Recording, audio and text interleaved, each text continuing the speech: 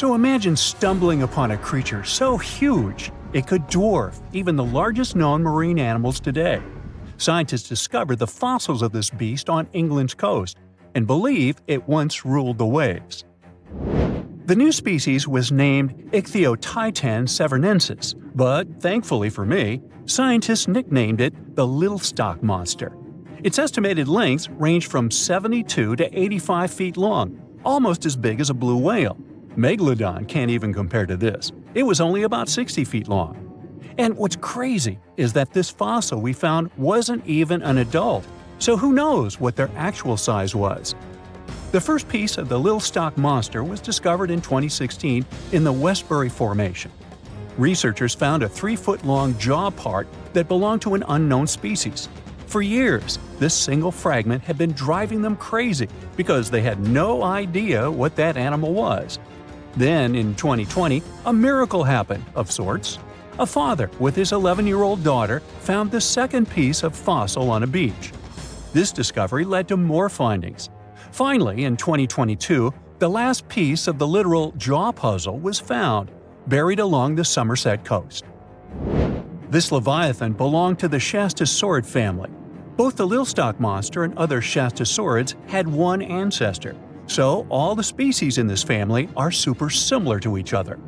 For example, all of them were the largest marine reptiles ever to exist. Although our Little Stock Monster is much larger, most Shastasaurids could grow up to only 69 feet long, and it's possible that the Little Stock Monster, when fully grown, would reach up to 100 feet or even more. Both of their bodies were just perfect for cruising the ancient seas. These marine titans were elegant and slender, with an elongated snout. Other marine animals at the time were smaller and looked more like dolphins. Shastasaurids had long paddle-like limbs adapted for efficient swimming. Their skulls show large eye sockets, which means they had excellent vision.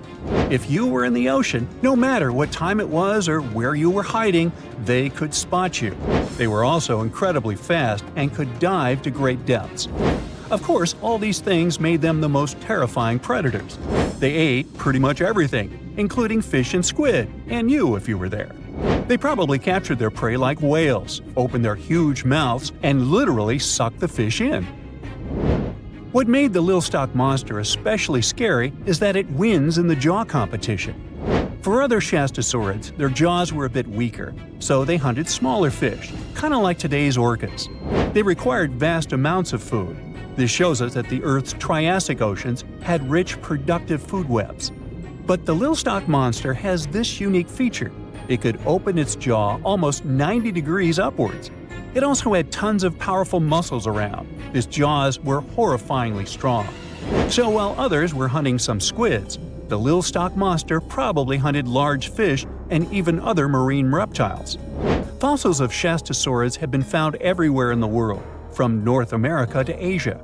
This means that these creatures dominated and terrorized the oceans for millions of years, although even they weren't completely safe from scavengers. And that's exactly why we struggle to find these fossils now. Scavengers didn't leave any remnants of them. So, while we have some fossils of this marine family, they mostly remain a mystery for us. They lived in the oceans about 200 million years ago, in the late Triassic period.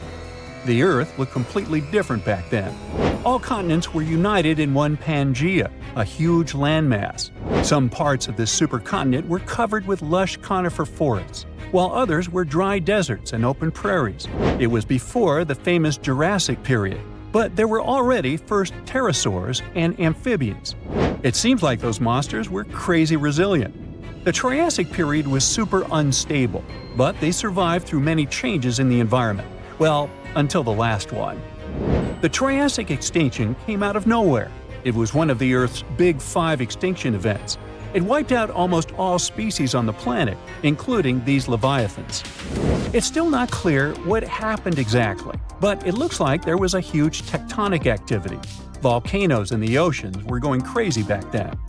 These massive volcanic eruptions have probably altered the climate and ocean chemistry, leading to the extinction of many species. Scientists have a theory that it might have happened because there was a rain of comets flying to our planet from the Oort cloud. This likely happens about every 200 million years or so. I wasn't around then, so I'm just guessing here. In any case, after the extinction, the Earth took some time to recover. Then it entered the famous Jurassic period. More terrifying sea monsters were on the way. One of them left us a colossal skull. This fossil is 150 million years old, and it also belonged to a sea beast from Jurassic times. They called it the Sea Rex. The name is very fitting. This monster could have broken a car in half with one bite. It was also discovered accidentally. A fossil enthusiast was walking along the Jurassic coast. This place is famous for having tons of ancient fossils, all because of the erosion in stormy weather. Typically, people find small spiral fossils here. However, this time, he discovered a giant sea monster fossil. Excited, he contacted scientists. They arrived at the spot right away and then had to carefully climb down a cliff to search for the rest of the skull.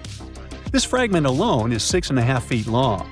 Turns out, it's a newly discovered species of pliosaurs, giant predators of the ancient seas.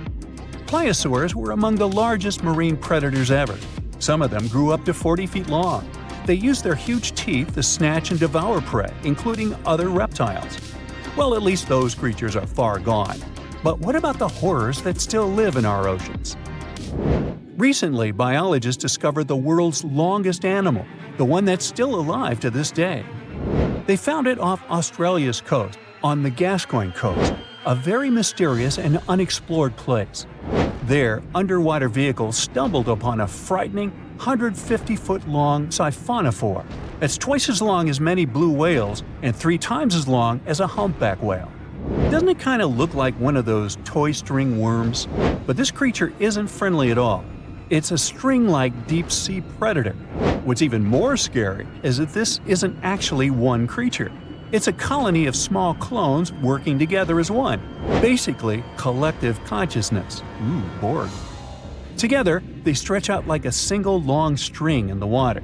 This creature might be the longest siphonophore ever found, and it was discovered at a depth of around 2,000 feet. Siphonophores, similar to jellyfish, capture their prey by dangling stinging tentacles in the water.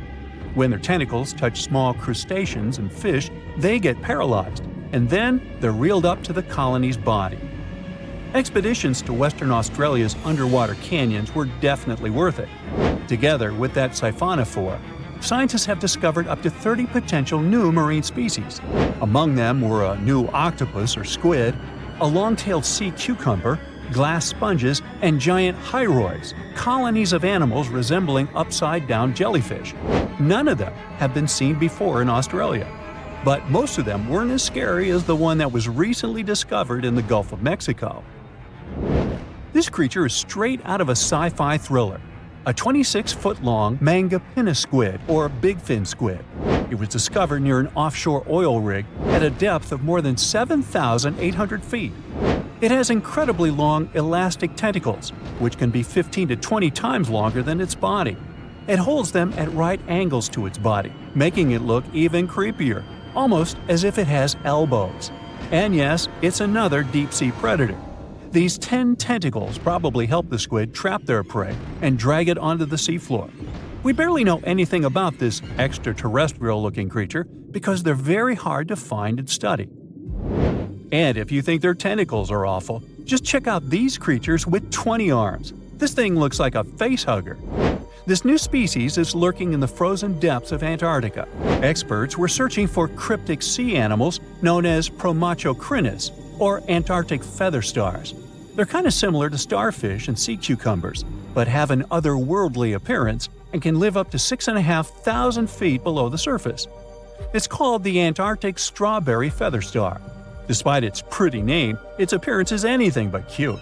It has a bizarre strawberry-like body from which 20 spindly arms branch off.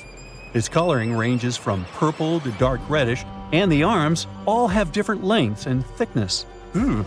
Who knows how many more of such scary creatures we'll discover in the future? So, a mysterious discovery was made deep in the Red Sea, the so-called death pools. Woo, that's scary. In 2020, researchers embarked on a dive into the Red Sea. The mission spot was in the Gulf of Aqaba, between Saudi Arabia and Egypt. Near the end of their expedition, as they ventured deeper into the darkening waters, They noticed some strange seaweed floating above the seafloor. They decided to use a remotely operated vehicle and investigate it.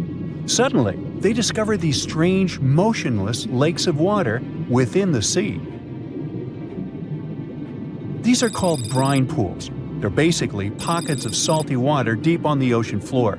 And when I say salty, I mean it. Sometimes they're up to 8 times saltier than the ocean water itself. Mysteriously, they don't mix well with the surroundings.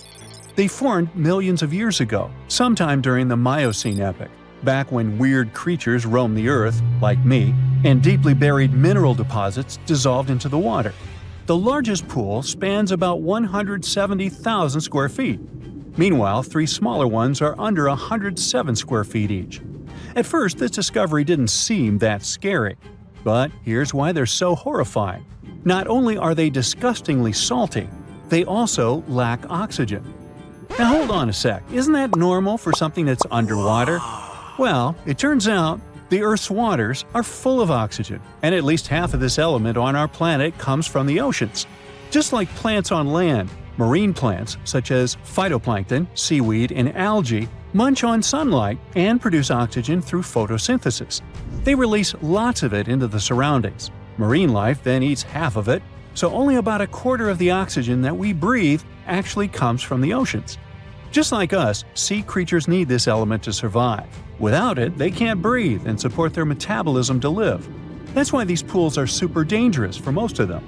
It's like a puddle of thick syrup for bugs. When they get in, the poor things immediately suffocate and pass away. Which is why the pools are surrounded by a graveyard of marine animals. But let's see how these things can exist in the first place. Have you ever tried making ice cubes from salty water? Spoiler, it's pretty hard. When you add salt, the water gets harder than usual to freeze, a phenomenon that has a funny name, freezing point depression. Oh, that's because salt interferes with the hydrogen bonds between water molecules. As it finally freezes, stuff like particles, dirt, or dissolved salts get pushed out to the sides. As a result, the salt's kind of squeezed out of the ice crystals and gets trapped near the edges in small bubbles or pockets. Something similar happens in the ocean when seawater starts freezing under super cold polar caps. The salt doesn't freeze with the water. Instead, it gets pushed out, forming a super salty cold liquid, the brine. And then it sinks down to the ocean floor. On a large scale, all this process also helps currents to form. Despite being so dangerous, the pools are still full of microbial life, because microbes couldn't care less, they'll survive anywhere. There are literally thick mats of them in the brines. There are also some salt-loving creatures, like shrimps and eels, hovering around the pool's edges. They're being super creepy, waiting to catch unsuspecting prey that ventures too close to the toxic death pool. Ew. Well, it sounds icky, I know. But this discovery gives us some fascinating insights into how life might have originated on Earth. We already know from the evolution theory that we came from the ocean, but now scientists think that life might have begun in the deep sea in some super dark, oxygen-free places. These brine pools are like time capsules. They're one of the closest things we've found to the early Earth. They can tell us the planet's history of earthquakes, floods, tsunamis, and more. For example, they have some traces of rainfall that happened over 1,000 years ago. And they can also help us search for life on other water-rich planets. For example, Mars most likely used to have huge oceans on it. Now, NASA scientists want to send a special instrument called HABIT for a special red planet mission to study things similar to our brine pools. This will tell us more about how life appears and survives in the universe. There is lots of unexplored fascinating stuff like this in the Red Sea. That's why scientists conducted the so-called Decade Expedition and spent around 5 months exploring the place. This expedition was launched by the National Center for Wildlife. They made so many remarkable discoveries that now we've got 77 new research papers. For example, they found over 10 blue holes, incredible underwater sinkholes that host unique ecosystems. They also learned that dolphins can use those blue holes to protect their young from predators.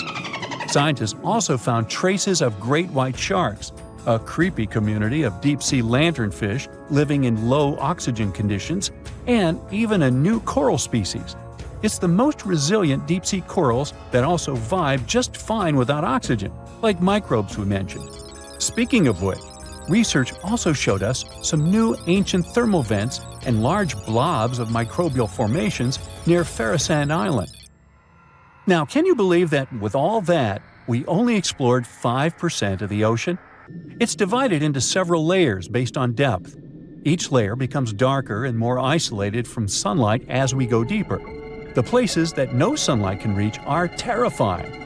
Now, the fun, cute layer with dolphins and turtles is called the epipelagic or sunlight zone. It's so tiny, but even this layer is about 650 feet deep. Then we have the mesopelagic or twilight zone. It's the layer of mysterious octopus, shark, and other loners, which extend to about 3,000 feet down. And then the horrors begin after this one. We encounter the bathopelagic or midnight zone. It extends to 13,000 feet below the surface, about a half of Everest above you. Here we have the famous poor blobfish, squids, and anglerfish. Below it is the abyssal zone. It extends to about 20,000 feet deep. Since there's not much sunlight or oxygen, as we mentioned, most creatures here are quite small, like tube worms and shrimp. The darkness continues until we arrive at the scariest place of the planet, the place full of trenches formed by tectonic plate movements, the Hadal Zone. It's named after Hades, the deity of the underworld in Greek mythology. Just like Hades' realm is dark, remote, and guarded, the Hadal Zone is the deepest and most depressing part of the ocean. It starts at depths of around 20,000 feet and can go down to 36,000 feet and more. The famous Mariana Trench also belongs to this zone. Only 3 people in history have ever explored these depths in person, making it one of the least explored and most mysterious places on our planet.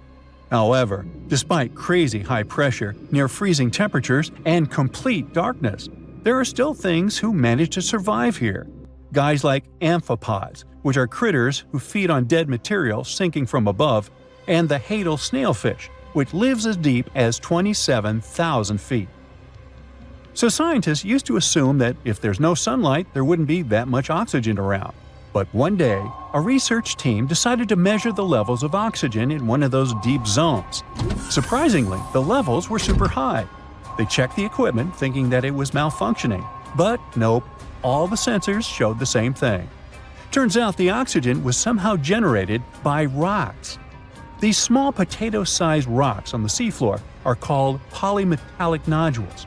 They're rich in metals like copper, nickel, and cobalt, and they're basically like small batteries. When you put a battery in salt water, it can produce bubbles of gas, a process called electrolysis. In the same way, these rocks create tiny electric currents, which are powerful enough to produce the same gases, splitting water molecules into hydrogen and oxygen. It's the first time we saw oxygen being produced by some non-living minerals. This is what scientists now call dark oxygen. It turned out that about half of large marine species, or megafauna, were living just on dark oxygen alone. All these discoveries are reshaping our understanding of where and how life could evolve. It means that we might be able to find life on other planets or satellites with low oxygen conditions, like Enceladus and Europa, the moons of Jupiter and Saturn, and they have large bodies of frozen water on them. Wow! If you're a fan of Dr. Pimple Popper, you're probably freaking out right now, itching to squeeze out every little blackhead from those lip contours. But this is actually a hill formation that you can find in Garb, Sudan. Knowing that perhaps makes it all the more creepy because it looks like the crack in the middle is swallowing up everything around it. This black hole scenario brings to mind our next stop, Vostok Island. This eerie spot is a 59-acre coral atoll situated in the southwestern Pacific Ocean, about 400 miles northwest of Tahiti. If you check it out on Google Earth today, it looks like it's been totally blacked out, sparking all sorts of wild theories. People keep saying that this place is some top-secret base, or even a fictional island straight out of Lost. But what we see here is actually just a dense, dark green forest made up of Pisonia trees. Since nobody lives there and hardly anyone ever visits, the island is pretty much untouched by humans. This massive star, or mandala, is situated just outside Beatty, Nevada. It has got the internet all puzzled, with people trying to figure out if it's evidence of some kind of extraterrestrial activity. To add to the mystery, this spot is right by the Tonopah Test Range, which is also known as the famous Area 52. Despite its creepiness, it's probably just one of the thousands of crop circles that gained fame after Google Earth came along. This spiral formation right here is also located in Nevada, and it definitely looks like another chilling crop circle. But things get even stranger if you use the street view option. As you zoom in closer and closer, you'll notice that it's made up of carefully arranged rocks. This labyrinth, so to speak, is part of an open-air museum situated in the ghost town of Rhyolite. And if that's not creepy enough, take a look around and you'll see dozens of eerie men in white cloaks. Despite their lifelike appearance, these silhouettes are actually statues from an installation created by a Belgian artist in the 80s. Even stranger than stumbling upon a large circle on the ground is finding a bunch of them. Our next location in Wyoming is filled with peculiar circle structures to the point where it's hard to count them all. During the 20th century, this U.S. state shifted from a farming economy to an industrial one, dominated by the extraction of oil, gas, and coal. So, these circles are likely remnants of a tank farm. I mean, places where oil storage tanks used to be located. If you want to avoid nightmares, I highly recommend not searching for the mausoleum of Emil Becker in Poland. If you happen to find it by using the Street View mode, prepare yourself to face an abandoned place with the most terrifying sculpture there is. Oh, the creeps. Keeping on the spooky side, let's head to an isolated corner of Kazakhstan, where you can find a pentagram etched into the Earth's surface. This formation is huge, measuring roughly 1,200 feet in diameter. Before you jump to conclusions about this formation being related to some kind of underworld deity worship, it's worth noting that the pentagram actually turns out to be the outline of a park designed in the shape of a star. The star shape is marked by roadways, which are now lined with trees, making the star shape even more distinct in aerial photos. You can spot this peculiar symbol from quite a distance. At first glance, it might even resemble an otherworldly alphabet, as if a highly intelligent civilization is trying to send us an alert message. But this mystery is already solved. We are in De Hoge Veluwe, a Dutch national park located in the province of Gelderland. And these lines are actually part of the park's logo. Search for these coordinates to find what looks like a land formation straight out of an extraterrestrial landscape, or perhaps a set from Avatar. This place, located in Inner Mongolia, China, is believed to be a granite mine. But it's a bit of a mystery why it has such a striking blue tone on Google Earth. If you check it out on Microsoft Bing Maps, for example, the same location appears in a much more natural tone. In the Australian outback lies a massive geoglyph known as the Maori Man.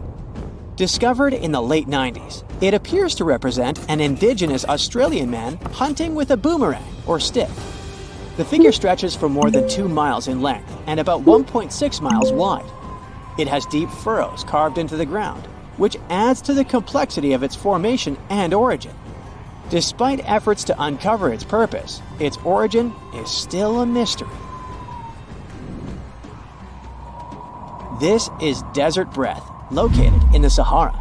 Like many things you have seen in this video, this formation also sparks speculation about it being created by extraterrestrial beings. But a quick Google search clears up that mystery. It turns out this is an art installation created by a group of 3 Greek artists back in 1997. They went all out, moving around a whopping 280,000 square feet of sand and even creating a large pool in the middle of it. Egypt still holds many mysteries, and you can explore them yourself with Google Earth. That's how some people stumbled upon this striking triangular-shaped plateau and immediately jumped to the conclusion that they discovered a hidden pyramid. However, experts quickly dashed their hopes.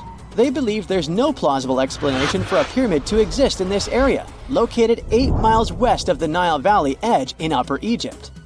This discovery is likely nothing more than a hill that has suffered the effects of erosion, combined with a heavy dose of wishful thinking. In some cases, nature itself is responsible for creating frightening sculptures, like the Badlands Guardian in Alberta, Canada. If you look at it from above, you'll notice not one, but two human heads emerging from the landscape. These gigantic beings were sculpted by rainwater erosion on layers of clay-rich soil. Ironically, additional human-made structures give the impression that this one is wearing wired headphones. It seems that deserts are a prime spot for discovering strange images on Google Earth. So our next stop is China. In the Gobi Desert, you'll come across zigzagging white lines that look kind of random. The first challenge for armchair experts was figuring out what these structures were made of, as it's hard to tell if they're painted on or dug into the landscape. There's still a lot of speculation about it on the internet, but the most plausible explanation is that this structure is used for calibrating satellites. This way, satellite cameras can focus on these large grids to orient themselves in space. Check out this intact plane that seems to have sunk beneath the ocean off the coast of Crooked Island, Bahamas. Some viral videos claim it's a crashed plane belonging to the infamous Pablo Escobar. The truth is that something lying on the bottom of the ocean can't be that visible, so it's more likely that it's a plane that was actually flying when Google captured these images. However, there is a strong belief that Pablo Escobar did have a plane that crashed nearby, but it was in another part of the Bahamas known as Norman's Cay. You can still spot it in shallow turquoise waters. Just search for Norman's Cay sunken plane, and there it is. If you're convinced that extraterrestrials are already among us, then go ahead and type in these coordinates on Google Earth. Explore the area using Street View, and wow, what is it? Of course, we're not talking about visitors from other planets, but this shadow of a gigantic creature still gives me the creeps. Turns out, it's just a person lugging around one of those 360-degree Street View cameras tucked away in a trekker backpack. So hey, if you take a good look around Google Earth, you might stumble upon more of these elongated necked beings walking around the globe. Well, hey there! We dive back in time and into the oceans over 500 million years ago, just, because we can. Whoa! Watch out! It's not Megalodon or giant sea reptiles you need to look out for here. It's a bizarre, unearthly-looking creature called Anomalocaris. The name means unlike any other shrimp, and I think you'll agree, it looks like a nightmarish cross between a shrimp and a modern-day centipede. 2 tentacles protruding from its face, each lined with razor-sharp teeth. Oh yeah, and this thing was about the size of your leg. With a wave-like movement of the flaps on each side of its body, it was graceful for a terrifying creature. It was also more advanced than any other life on this planet at the time. Especially those huge eyes. You have only one lens in each of yours. This giant shrimp had 16,000. That's 4 times more than a common housefly. And you know how good their vision is, good enough to dodge that swatter every time. All this allowed Annie to become one of the first animals on this planet to feed on others. Yep, here it is, Earth's first hunter. Its favorite meal? Trilobites. Hey, try a bite. Those are the ancient ancestors of crabs. Some of their fossils have marks on them in the same shape as the monster shrimp's mouth parts. Terrors of the past like this got to be so giant thanks to more oxygen in the atmosphere. A perfect example of this, Meganeuropsis. Imagine a dragonfly. Now make it as big as a cat, and with a wingspan longer than your arm.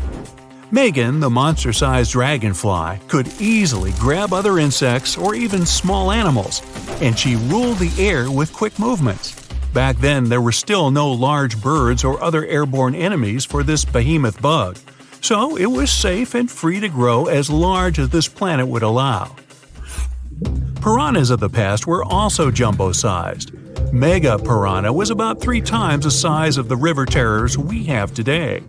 Its bite force was about the same as a tiger's, and those striped kitties bite down 2 times harder than lions. That means it probably not only dined on other fish and any land creatures that, got too close to the water, but it could also easily crunch down on large turtles and other unlucky shelled creatures. And fun fact, modern-day piranhas bark like dogs when they're about to enter a confrontation. It actually sounds more like a frog's ribbit. But makes you wonder, what did this mega-sized ancient cousin sound like? A bear roaring? How about giant sea scorpions the size of your bed? Go back about 460 million years, and you'd see them swimming under you. And watch out for that tail. Scientists still don't know if these creatures could use it to inject venom like your standard land scorpion, but something tells me I wouldn't want that thing anywhere near me. Then there's this guy, Therizinosaurus. Terry looks sort of like a goose with long arms. Oh, and did I mention this goose dino is about 2 stories tall and longer than a bus? Yow!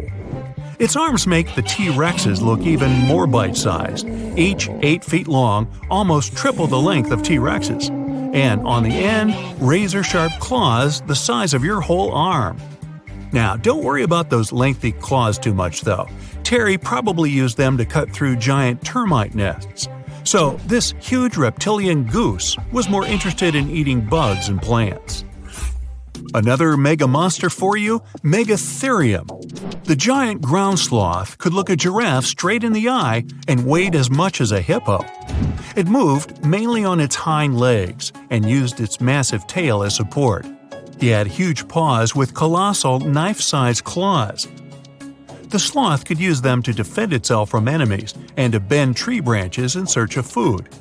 But the biggest danger to the giant ground sloth wasn't dinosaurs or saber-toothed tigers, it was our own species. Yep, humans showed up just in time to meet this fellow, and to, eat him up. Titanoboa was a terrifying 50-foot snake, as long as the great Megalodon itself. It was also more than 2 times heavier than the heavyweight champion among snakes today, the green anaconda. Crocodiles were a regular on this serpent's menu. Titanoboa could swim 3 times faster than the fastest Olympic swimmer our species has ever seen. It was quicker and more dangerous in the water than outside it. And don't forget the boa part of its name. This massive snake wasn't venomous. Instead, it liked to squeeze. Remember that giant shrimp from earlier? Well, Opabenia looks like its teeny-tiny finger-sized cousin. And instead of 2 toothy tentacles, this thing had a vacuum hose coming out of its face. On the end of that trunk, what looks like a single crab claw.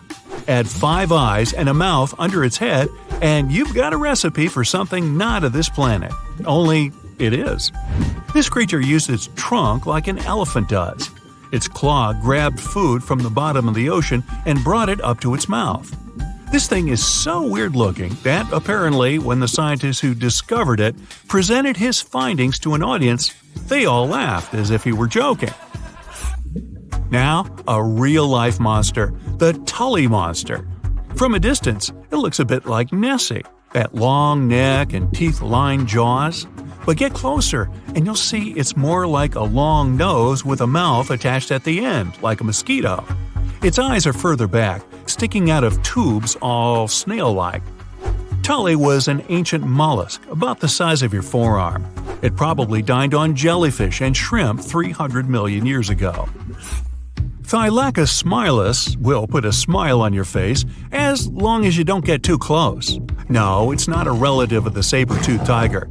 It was a marsupial, making it more related to a kangaroo than anything. And if you compare them to body size, its fangs were actually longer than a saber-toothed tiger's. And they grew continuously. As for that beard on its chin, that's actually all chin. The lower jawbone grew down to a point under the mouth. Those fangs were rooted to the skull, going way back to its eyes.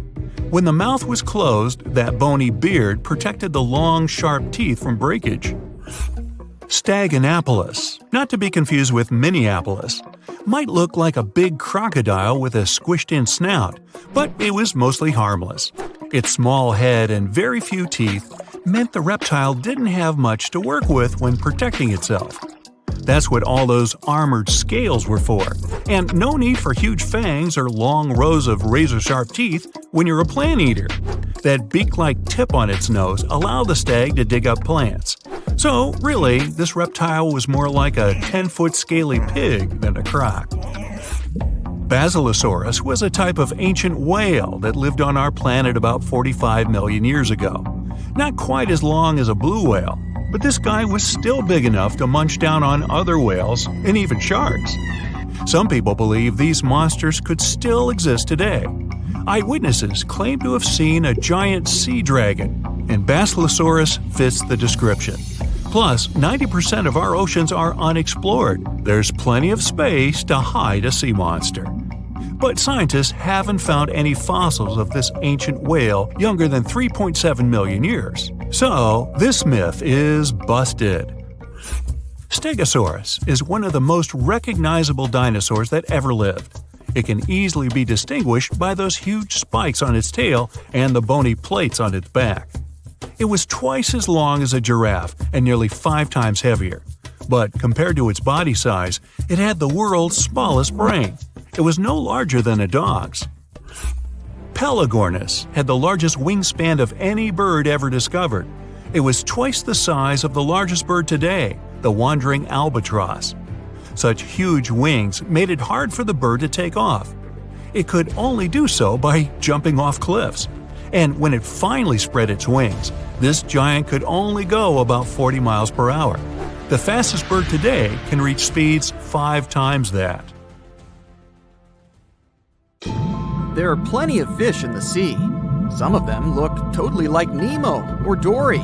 Then there's the butterfly fish and fancy guppy, which is indeed really fancy. And then there's... what on earth is that? I would definitely not pay for a diving experience to see this guy.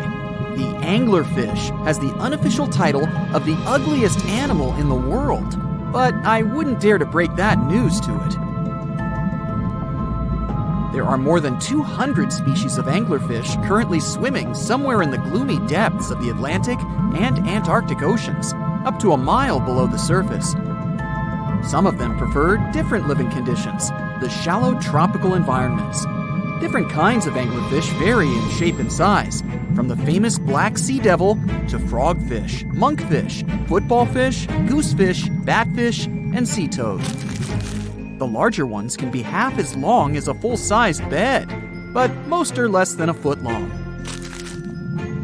Since the choice of meals where these guys live isn't that huge, they had to come up with a unique hunting strategy. They don't waste their priceless life energy on following prospective prey. Instead, they use a piece of dorsal spine that sticks above their mouths like a fishing pole, hence the name of the fish. There's a sac of bioluminescent bacteria that glows brightly in the dark at the end of that rod. The light lures prey, and all the anglerfish has to do is wait, and then enjoy its lunch delivered right to its mouth. Their bodies are pliable and huge, so they can easily swallow prey twice their size. Deep-sea anglerfish eat whatever they can find. Species that live in more shallow water aren't picky either, and can eat anything from shrimp to snails and small fish. Only female anglerfish have the cool fishing rod feature though. So what about their males? Finding a soulmate deep under the sea isn't that easy. I mean, literally, there's no light down there. Plus, there are frigid temperatures and low oxygen levels. Anglerfish can't afford to go on many dates in those conditions, so they mate for life. And before you go aw about it, I have to tell you, they do it in quite a special way. Male anglerfish are much smaller than their ladies. The contrast is so striking that when researchers first got interested in their love life, they thought those males were actually the offspring, or larvae, hanging out next to their moms. Certain anglerfish male species have receptors that alert them that there's a female nearby. After they mate, the male bites into his woman and stays attached to her head, belly, near her tail, and other areas he can access. While they morph together forever, the female fish gets the male's cells, DNA, and reproductive organs, but loses her immune response cells. The male gets free permanent housing and nutrition. Given the current real estate prices, it sounds like a dream. But that accommodation is shared by up to 8 males, and they can't move out if they ever feel like it. You're unlikely to meet this deep-sea fish in real life, but if you meet an anglerfish in your favorite video game, remember that you can easily outswim it and make it kinder to you with tranquilizing arrows. Once you befriend it, the anglerfish can be your scout and help you discover new areas with its bioluminescent pods. Back in the real world, down in the twilight zone of the ocean, about 650 to 3,300 feet down, the anglerfish isn't the only creature you're lucky you'll probably never meet. Many of the locals look like they come straight out of science fiction or horror movies, but that's because they had to adapt to this dark, deep world. I did my best to get you prepared for the creatures you're going to meet, starting with the common fangtooth. They spend most of their lives deep down, but at night, they move toward the surface to snack. These guys are more active than most other deep-sea dwellers. They don't wait for food to come their way, but actually follow it, and then get it with their long, hungry teeth. They don't have a built-in light bulb like the anglerfish, so they've developed a great sense of smell and use as much sunlight as they can get there in the depth to get around. Sometimes, even the shadow of a passing by prospective prey is enough for them to switch to action mode. And though they don't look too charming, they're completely harmless to humans if you ever run into one of these guys. Stoplight Loosejaw sounds like a great name for an alternative band, but it's actually another deep-sea resident with sneaky hunting habits. It has special light-producing photophores under each eye. They emit green and red light like a stoplight, hence the name of the fish. Unlike other fish, these guys hardly ever leave the twilight and midnight zones. Their lower jaw is a quarter of the total body length, and the stoplight keeps it open all the time, hoping to get some lunch. It looks like a ferocious predator, but mostly prefers zooplankton, with an occasional dessert of shrimp, krill, and fish. I'm sure you didn't expect to meet a hybrid of an eel and a bird, but here it is! The slender snipe eel has a beak, much like that of a bird, with curving tips. The beak is equipped with tiny hooked teeth that the eels use to catch the antennae of delicious shrimp. And it sure is slender, stretching up to 5 feet and weighing only a few ounces. Scientists don't know all of this guy's secrets, since it's pretty tricky to study in their natural habitat. But it looks like they only produce offspring once in a lifetime, and then pass away. Glass squids like to take it easy in life and literally go with the flow. They're filled with a solution which is lighter than water, so they don't have to make any effort to move around the deep sea looking for food and partners. These creatures are transparent, so they blend into any landscape and don't even cast a shadow while moving. Talk about a great survival tactic. If danger finds it anyway, it can transform into a lumpy ball, pushing its head and tentacles into its mantle cavity. It can also release ink into the mantle and go from transparent to black. The same ink can protect it against hungry whales and seabirds. Another tactic they use to scare off predators is to activate their light-emitting organs around their eyes. I'm getting hungry. Maybe I can snack on this sea cucumber.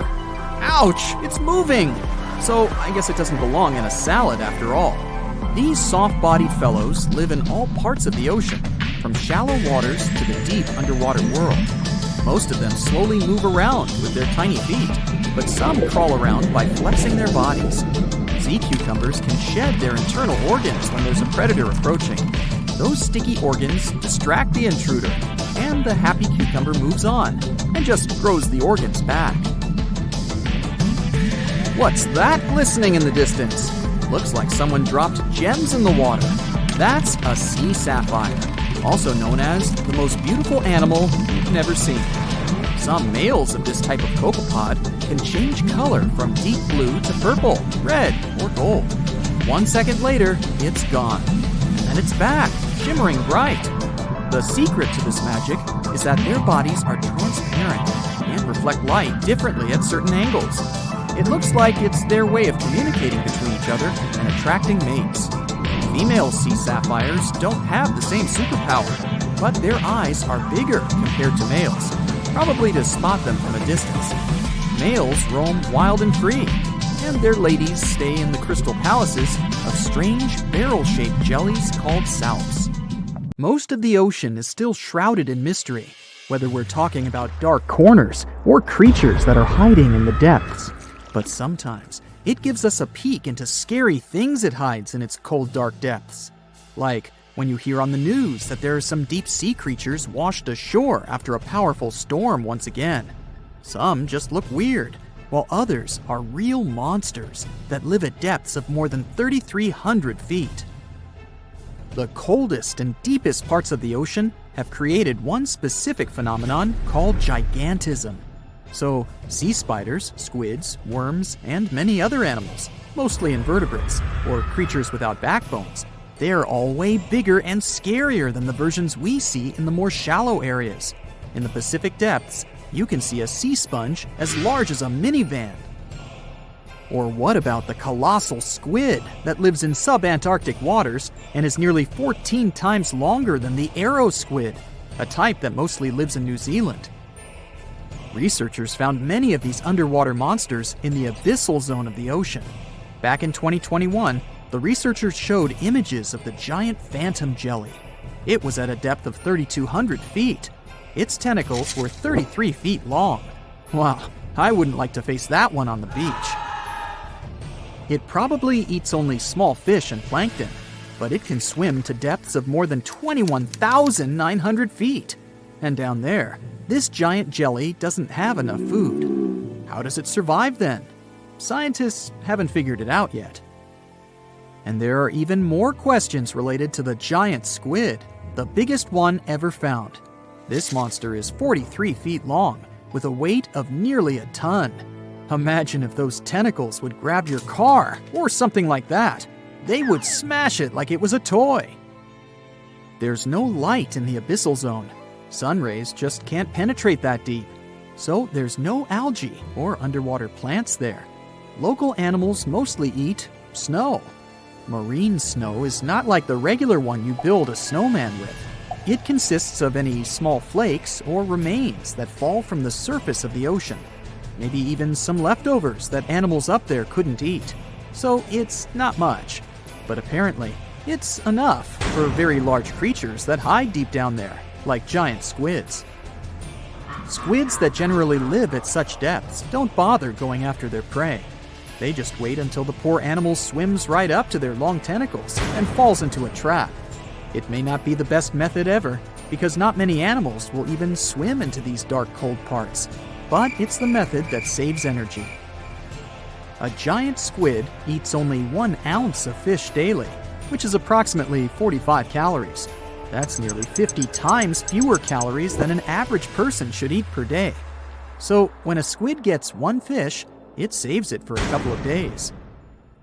I hope giant squids won't get the idea to go to the surface and look for food when there's not enough of it in the abyssal zone. And I hope even more that giant Greenland sharks won't get that same idea. You can find them at depths of up to 7,200 feet. They're twice as slow as we usually walk. They swim at a speed of 1.12 feet per second. Their slowness is part of the energy-saving mechanism that creatures down there need to survive. But they can speed up in the form of short bursts when they need to catch prey. But they kinda change their diet from predator to scavenger, considering their environment. There will be more leftovers falling from the surface than animals to go after. Greenland sharks grow just 0.4 inches per year, and they're mostly 20 feet long, which means they live for a very long time, sometimes up to 400 years. They also have a slow metabolism, and that's one of the main factors for their long life, too. Greenland sharks like to spend their time in cold waters. They're adapted to that, since their tissues have specific chemical compounds that prevent the forming of ice crystals all over their body. That means they have some sort of natural antifreeze. So what makes them so big? Scientists are still not sure, but some theories try to explain it. There's this thing called Kleiber's rule. that says bigger animals tend to be more efficient. Just take a small fish and compare it to a whale with a mass hundreds of times bigger. The whale has a greater metabolism. It conserves energy more efficiently and loses less of it to the surroundings through heat. Moving on, bigger animals can ingest bigger prey. They're more likely to go through tough issues in their environment or defend themselves from predators going after them. Also, the body gets bigger when temperatures are lower. The Greenland shark is a perfect example. So are giant sea spiders. Sea spiders are generally common, and you find some very small ones at 0.04 inches. But in deeper parts of the Antarctic, they become 3-foot-long giants. They grow so big because the cold water has more oxygen. That way, more of it diffuses into the animal's body, and that allows it to grow bigger. Yeah, both as a creature and a nightmare. And how about this giant tube worm? Researchers found it accidentally while they were exploring the mysteries of the Pacific Ocean floor. They stumbled upon unusual hydrothermal vents. Volcanic heat is a thing that gets them going. As water seeps down through faults or cracks in the rock, these vents change their direction. When the water gets out of the vent, it's rich in different minerals and chemicals. Most animals wouldn't survive being around this toxic soup of chemicals, but not these tube worms. They came as a true surprise, because not only are they not bothered by these toxic vents and the almost boiling temperature of the water, but they developed entire ecosystems there. They're unique because they don't need sunlight to survive. Instead, small bacteria are their main source of energy. That bacteria gets their energy directly from these toxic chemicals. So it's not photosynthesis, but a process called chemosynthesis. And these tube worms don't have mouths. These bacteria live inside them. Strange story, huh? Plus, these scary worms reach up to 8 feet. Giant isopods are no better either. They lurk at the depths of the ocean of 1,640 feet or more below, far away from the sunlight, looking like some monstrous wood lice. They spend most of their time on the seabed, hoping to find some food falling from higher levels of the ocean. Check out their small hooked claws at the ends of their legs. Isopods use them to remain more stable while moving around the ocean floor. Since there's no light, they have long antennae that help them feel their way around. These sensory antennas are about half the length of their body. Giant isopods have pretty big eyes compared to their body size, too. They can grow over 12 inches from head to tail. And these fellas are really patient. Remember how we said animals down there rarely get food? Sometimes they need to wait for years to get a proper meal. That's why their metabolism is amazingly slow. 5 years later. They can go for 5 years without eating anything.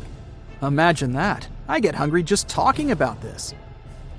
In 2006, a biologist did research to compare the differences between the shallows and the deep sea regions. He realized the deep sea mirrors the island rule. First, isolated parts of land develop biodiversity you won't find anywhere else. Second, small-bodied life there grows much bigger when it's isolated, compared to life on large land masses. Resources are limited, but also competition and predators. And we don't know much about these deep-sea creatures.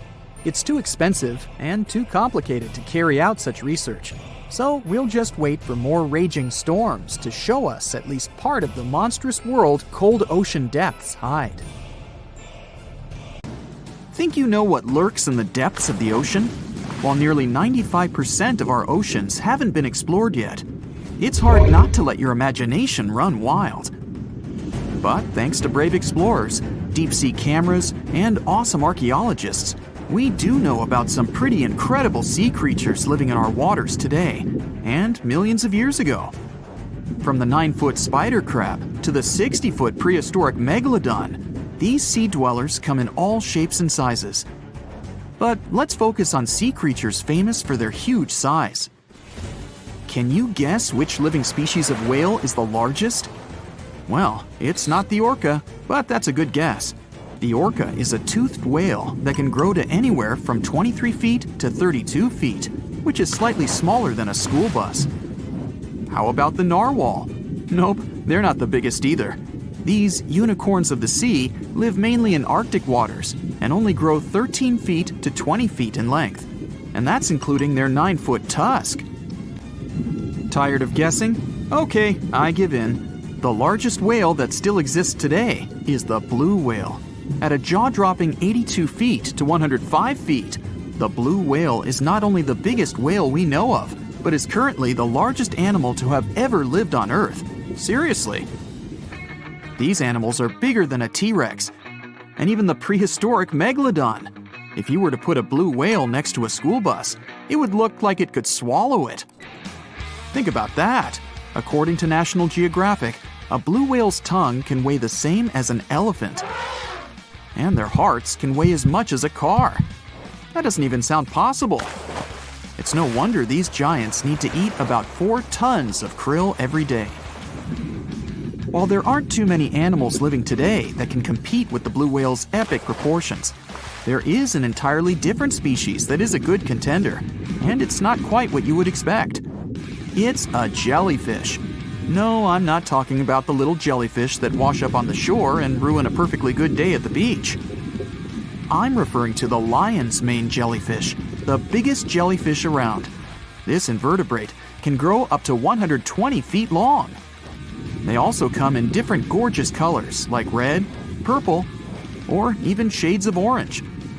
As if their length wasn't impressive, the lion's mane jellyfish boast a whopping 8 sets of 70 to 150 tentacles. That means they can have up to 1,200 in total. And here's the giant oceanic manta ray, the largest type of ray in the world. Their wingspan can be longer than a bus. These guys can reach 30 feet in length. They also have the biggest brain compared to body size among all fish. Unlike their stingray cousins, mantas don't have venomous tails. And while the lion's mane jellyfish and the blue whale are yet to be beaten for the longest sea creature, there is one marine creature that can grow even larger in length. The Portuguese Physalia physalis, tentacles and all, can reach a length of 165 feet long, and that's according to mentalfloss.com. While this thing may look a lot like a jellyfish, it's actually known as a siphonophore, and there are hundreds and sometimes thousands of them that are genetically identical. Their long tentacles help the organism catch prey, and its sting is fatal to most animals, even humans in some cases. What's even creepier is that if one of the tentacles comes off the organism for whatever reason, it can float around the water for days before decomposing. Even if it's detached, this tentacle can still sting you. But don't go running out of the ocean just yet. Your chances of being hurt by a Portuguese Physalia physalis sting are pretty slim. However, if you do get stung, the side effects aren't pretty, with welts, stomach cramps, an elevated heart rate, and an upset stomach. While you don't want to go anywhere near these long creatures, they sure are pretty to look at. Check out all those colors. The Shastasaurus is the biggest marine reptile that has ever existed. These predators lived during the late Triassic period, about 210 million years ago. These amazing giants could reach lengths of up to 69 feet and weighed more than 75 tons. This made the Shastasaurus as heavy as a blue whale. And if you could stand this creature up vertically, it'd be as tall as a 7-story building. Despite appearances, the Shastasaurus was actually pretty slim for its size. Its ribcage was only 6 feet across. You'd think that this big guy was chowing down on other dinosaurs, but that's not the case at all. This reptile survived on a diet that consisted of small fish and cephalopods, like octopuses and squids. The Albertonectes is a bright representative of the plesiosaur family, meaning that this marine reptile had a small head on an incredibly long neck and large flipper-like limbs that helped it move through the water. These creatures occupied the seas around North America 76 to 70 million years ago. The length of this sea monster could reach 38 feet, with its neck taking up 23 feet of that length. Its neck was a true record breaker. It had a whopping 76 bones in it. No other animal known to humankind has had so many vertebrae in its neck. Scientists aren't sure why they needed such a lengthy neck. They might have used it to collect shellfish off the seabed, or perhaps it helped them capture their main prey, fish and squids. This aquatic reptile also had gastroliths in its stomachs. Some of them were as big as 5.5 inches in diameter. The Tylosaurus belonged to the mosasaur family.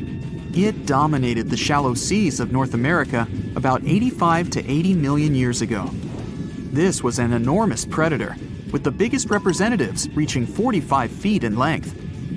It had a narrow hydrodynamic body with a blunt, powerful head that the animal used to ram and stun its prey.